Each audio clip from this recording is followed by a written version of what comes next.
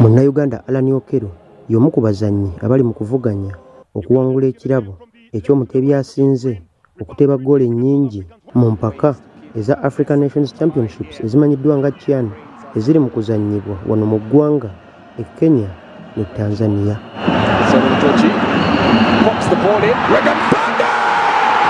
Ono yakateeba ggoolo 3 mu mpaka zino eziyambyeko Uganda Cranes okutuuka ku mutendera ogwa quarter final.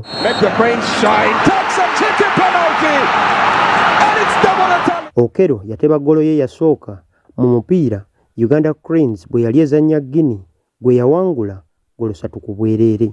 Ono ggoolo ey'okubiri yagiteebera mu mupiira Uganda Cranes bwe yali ekuba Niger ggoolo 2 ku bwereere, ng'ate ggoolo ey'okusatu yagiteebedde mu mupiira Uganda Cranes bwe yabadde egwamaliri ne South Africa ggoolo 3-3.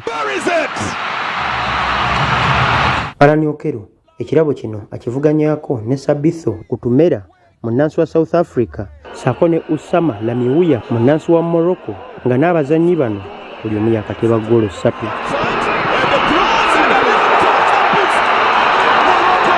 Bannayuganda abalala abateebye ggoolo mu mpaka zino kuliko Joel Sserunjogi, Regan Mpande, Ivan Ayimbisibu, Jude Semugabi ne Rogers Torach eyateebye penalty eyayisizza mu Uganda Cranes. Uganda Cranes egenda kudda mu nsiike mu mpaka zino ku lw'omukaaga luno ng'ezannya Senegal ku mutendero gwa quarter final, era omupiira guno gugenda kuzannyibwa mu kisaawe ki Mandela National Stadium e Namboole.